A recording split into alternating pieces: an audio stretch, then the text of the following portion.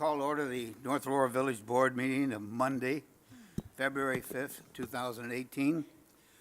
We'll open with a silent prayer meditation.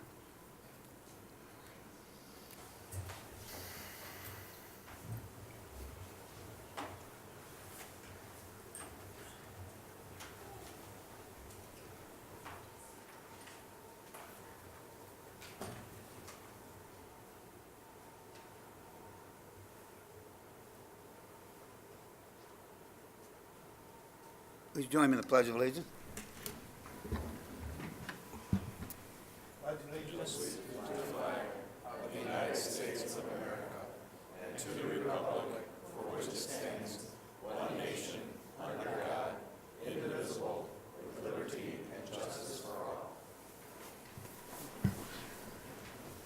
Will the clerk call the roll, please?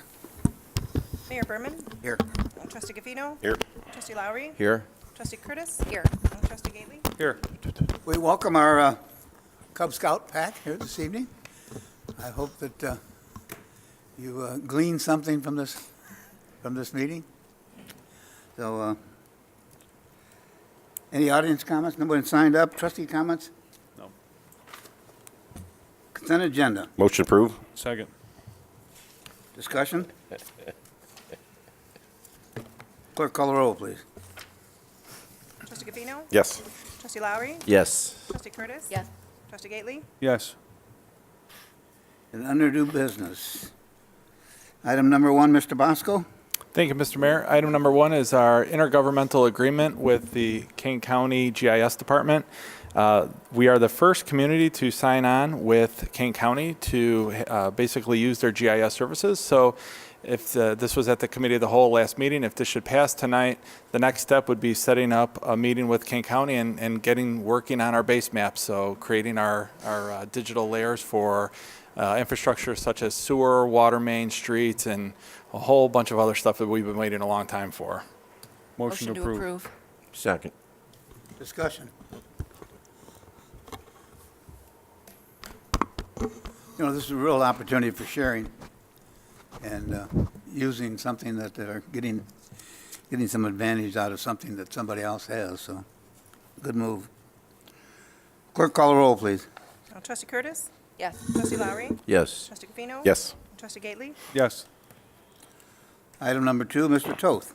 Thank you, Mr. Mayor. Number 2 is an ordinance approving a temporary use permit for the property at 1175 Oak Street as a place of religious worship. On August 1st, 2016, the board granted a 1-year approval for a temporary use for the Orchard Community Church at the subject address.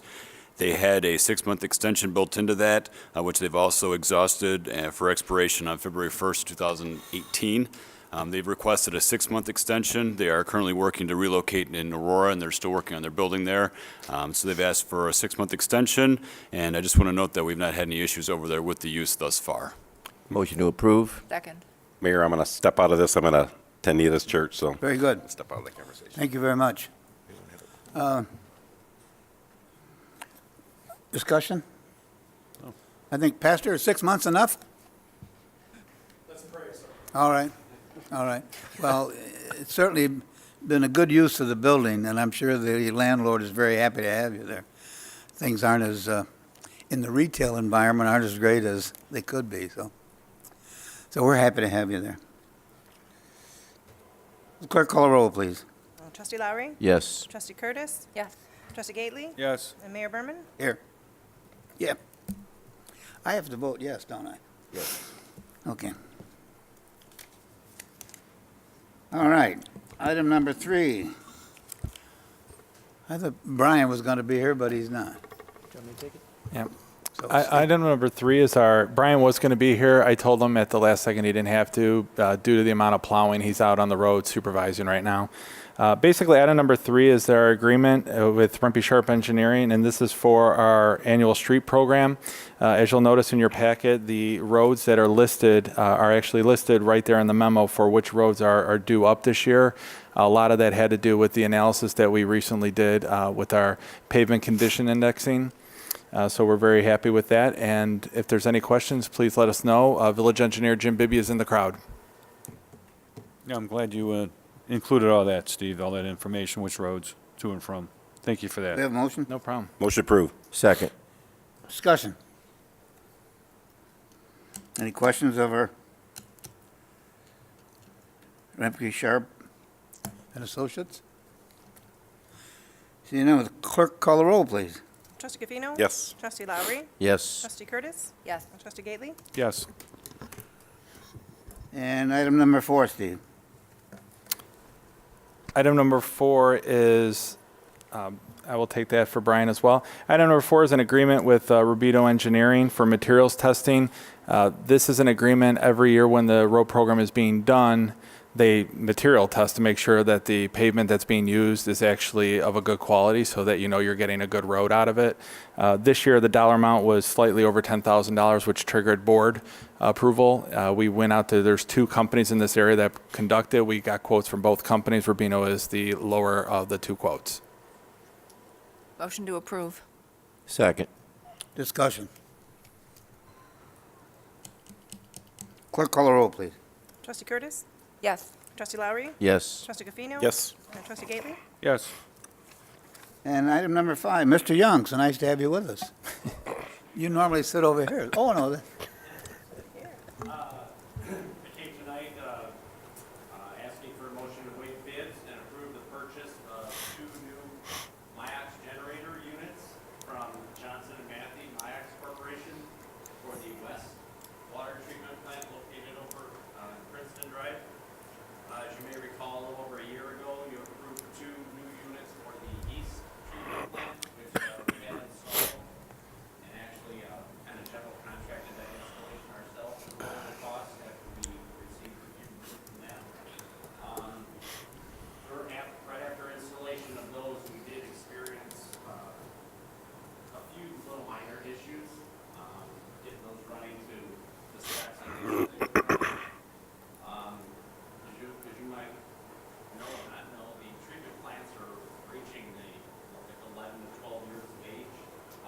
They were built with this on-site generation, which makes the disinfectant, which is required by the IEPA, not to disinfect the water that we're pumping, but in case of, precautionary disinfectant, in case something would happen out in distribution. Back then, we elected to put this on-site generation, which we make our own sodium hypochlorite, and due to some of the small issues we had, but great response from the MIAX people to come and resolve all the issues over there, we are making a very good concentration product here, a little over 1,000 parts per million more than the old units were making. Since we're just replacing the generators, we already have the pumps in place, brine tanks that make the salt brine, and everything else. That's the reason for us asking for the motion to waive bids. I did look, and we had engineering check into other options, such as purchasing this product in bulk and getting it delivered once or twice a week, possibly putting in some bigger tanks. But bulk delivery comes at a much higher percentage. It's a little more dangerous to work with. This is very low, so it's very, very user-friendly to work with. So with that being said, also the units we put over at the East Treatment Plant, the first units ran off of 480 volt, and the new units we got in at the East Plant were built for 220. We had to run a new electrical service from our box to there.